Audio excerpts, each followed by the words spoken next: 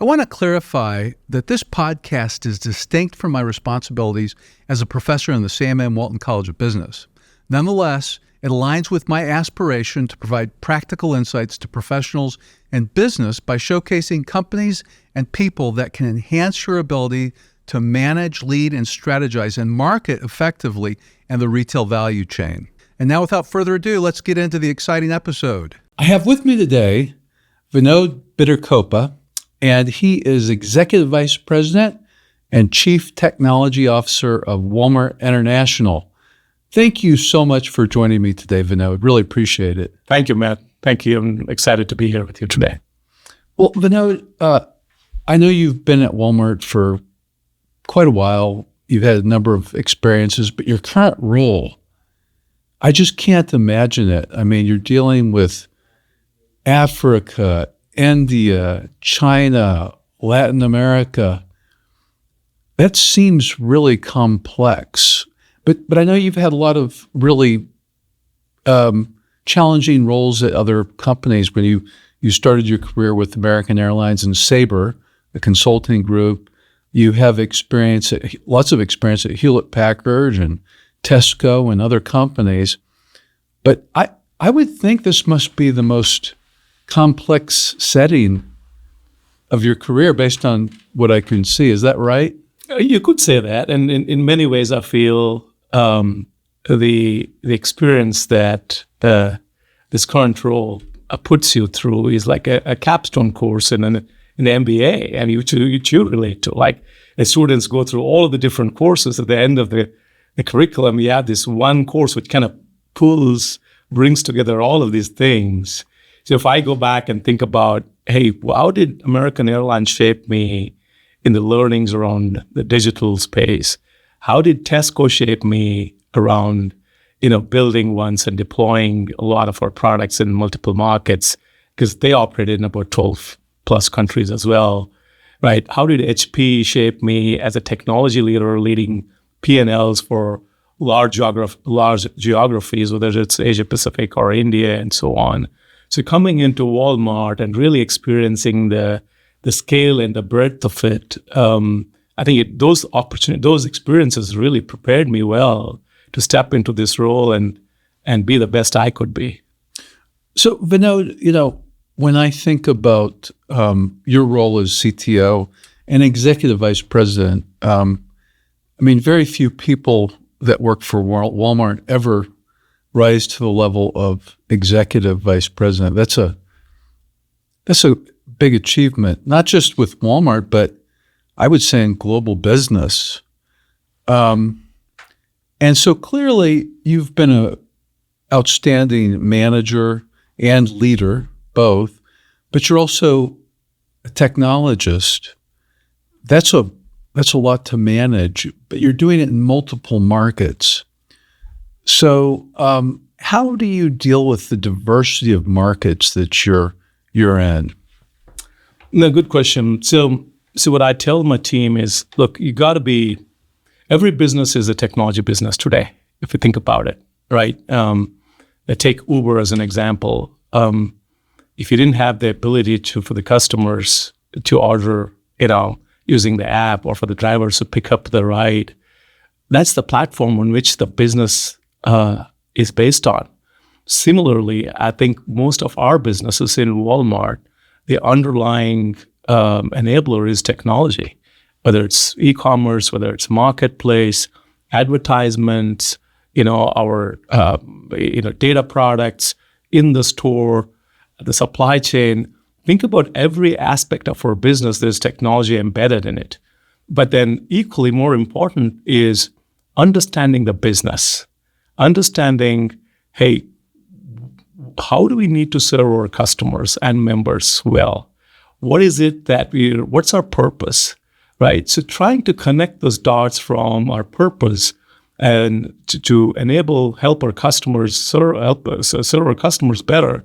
There is technology underlying enabling each aspect of it.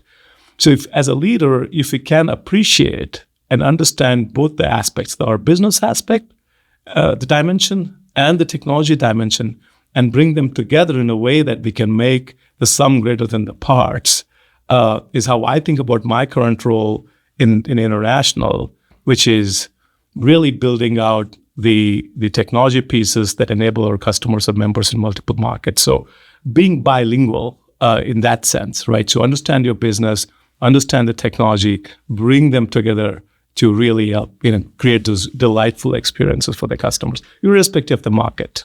I remember when Walmart rewrote their purpose statement to say Walmart is a people-led, tech-powered, omnichannel retailer dedicated to helping people save money and live better. What really caught my attention when I first saw it, was the way it talked about being a people-led, tech-powered. That's a neat combination, but I think as CTO, you're kind of really at the core of it. You have to live that every day. You have to live that every day. And I'm so thankful that, Doug and the EC came up with this concept of people-led, tech-powered, because we have 2 million people. We have 2 million associates, across the globe. And then we have the industry best technology. But how do we put the technology in the hands of our associates who serve our customers? Right? That's where the magic happens.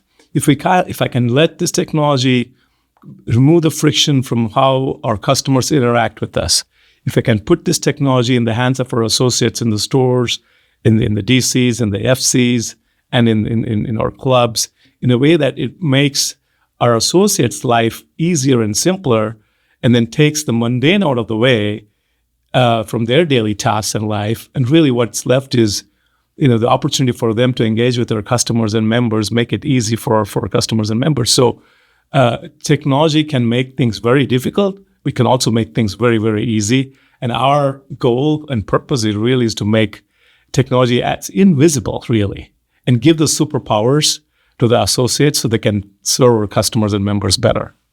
Well, I think about, you've been involved in technology and leadership really your whole career. And when I look at your resume and what you did in American Airlines, but also Hewlett Packard and other companies, so that's very U.S. focused technology and leadership. But now you're looking at multiple markets. Is it, I guess what I'm wondering is, how much of a homogeneous strategy do you use in terms of rolling out technology in those markets, or is it highly customized by market? A couple of years ago, Matt, we had to come up, I was trying to come up with an analogy to help the broader audience understand how is it that we should be thinking about the platforms. Because we were on this, our strategy was to really build common global platforms. And there were questions asked like, what do you mean? What does the common platform mean? So on and so forth. And one of the things I've always learned in my career is communication is key, and how you help explain and simplify things is key. And the analogy I came up with was this concept of the chassis, the vehicle chassis. So many years ago, when some of the automobile companies had the similar challenge, their cost line was going up. There are too many variants of these vehicles in multiple markets.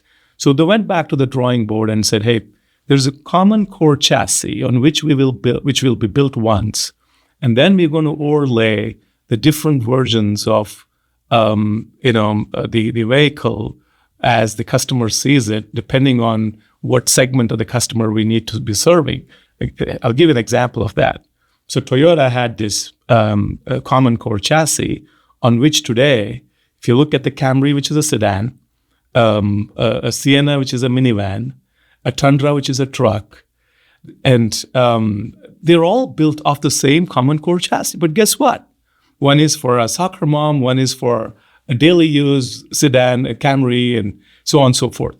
So what they essentially did was really the core components of it, the transmission, the engine, they are built just once, right? But then if they have to put the steering wheel on the left side in the UK, or the right side in the UK or the left side in the US. That was a change that they had to do, which is just specific to that market, right? So what are the equivalent things for us in retail when we build those products with a similar philosophy of build a common core chassis once, right? Because everybody needs it, and we can innovate on it, and then we will drive our cost line down, and we can drive more innovation up and bring the products faster to the market. And then what we do specifically in each market is then what is required by regulation, what is required from a compliance perspective, and maybe there's 10 or 15% that are usually specific to the customer in that market. So for example, in Mexico, we do cash on delivery, right? And you'll see that in a lot of emerging countries. People don't trust digital. They want to see the product, arrive at the home, the doorstep, and they'll say, okay, here you go, right? We don't do that in matured markets, or in the US and Canada and so on. So there are things that you have to think about, which is very unique and special in those markets from a customer perspective, or even from an associate perspective, and then incorporate those customizations. But I would say, by and large, retail is based, there are only fundamentally, there's planning, there's buying, there's moving, and there's selling. The 4 core processes. Then, and I would say 80% of them are consistent across markets. So build the common core chassis, which about 80% of it is common, and then look at what is it that 10% is regulatory and compliance related, because that's specific to that, the market itself, based on government regulations and so on. And another 10% could be like, how is the customer uniquely interacting, and what are the specific customer needs in that market? So that's kind of how I think about it. Well, first of all, that's an excellent metaphor. But also, I've heard you say several things so far, just in 15 minutes, that remind me of key parts of Sam Walton's 10 rules for building a business. One, you said that you should communicate with your partners as much as you can. And that's one of his 10 rules for building a business. But listening and communication, because Sam Walton said, listen to your associates and figure out how to get them talking. So I've heard you say these things several times as we've just even in the past when we've talked. And I'm wondering how much of that is just your way of doing business, or how much of it is what you've picked up in the Walmart culture? Yeah, I think it's some and some. I came to this country when I was 22 or 23. I was born in India. And I'm fortunate enough to have had global roles which sent me back into Asia and into Europe. And what I've learned in my career is that there are countries which are low context, there are countries and cultures which are high context. And they're very nuanced. And unless you actually live and work in those environments, and again, I was fortunate enough to live and work in Singapore, live and work in China, live and work in India, live and work in the UK. So when you do that every day and you see the behaviors and the cultural aspects of the people who live and work with you, that's very different from sitting in the headquarters and saying, or taking a 60-minute course and saying, well, I know how the Germans work, right? So understanding the context of the culture of how people live and work is very important. How do you actually tailor the messages to people who live in China and work in Mexico versus how you live and work in the US or a mature market like the US or Canada is very different. So I think it's a lived experience in some ways that you bring to the table, but you still have the overarching construct of where we want to go. What's our common purpose? What's the helping people live better, save money, and live better. Those things don't change, right? Your goals for the year don't change, right? How do you want to get things done? But how piece, the what doesn't change. The how, it as a leader, you can improvise on the how pieces of it. How do you communicate? How do you share the information.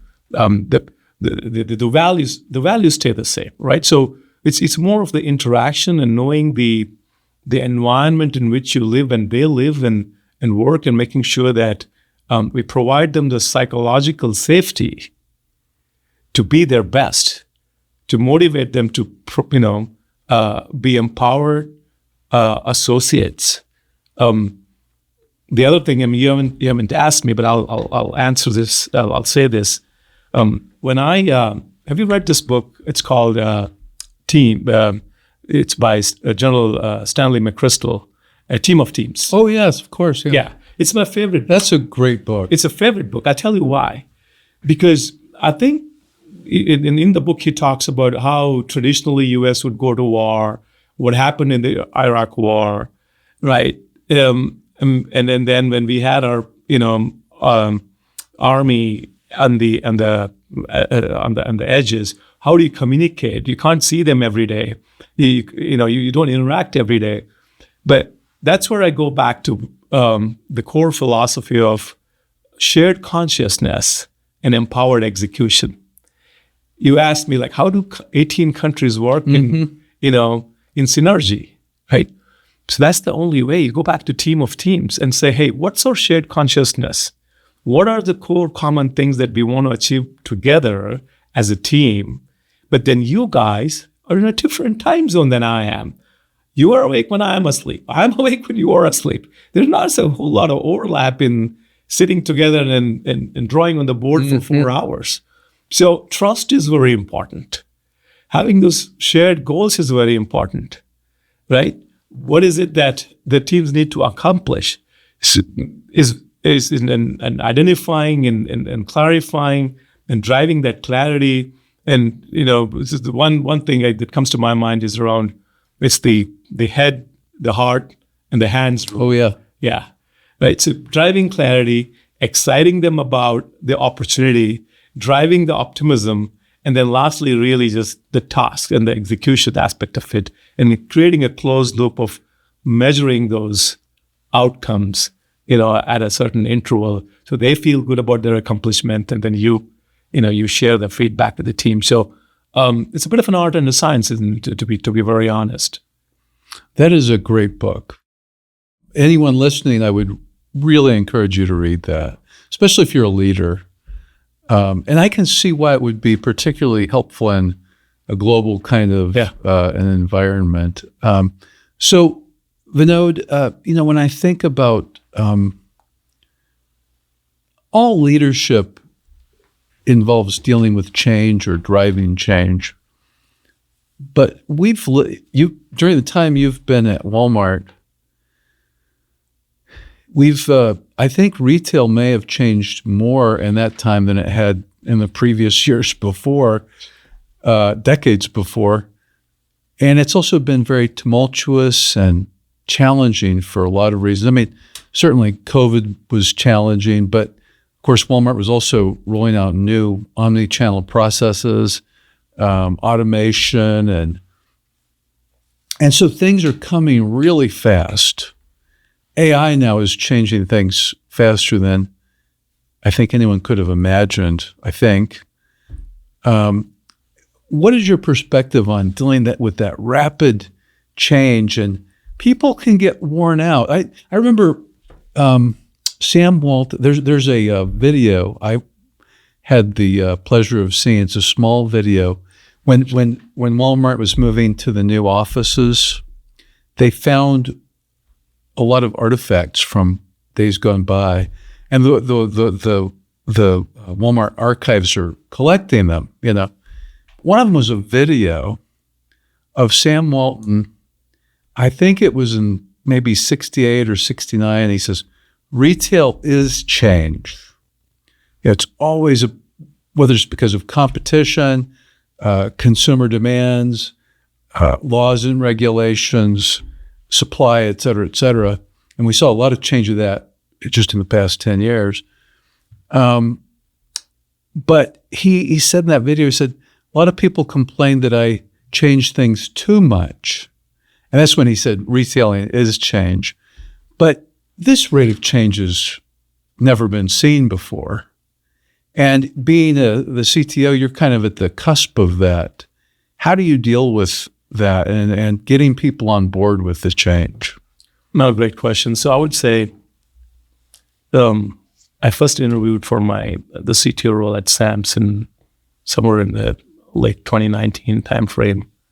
Walmart's market cap was about $300 billion. The adjusted share price was somewhere around 36. We just crossed $1 trillion. I know.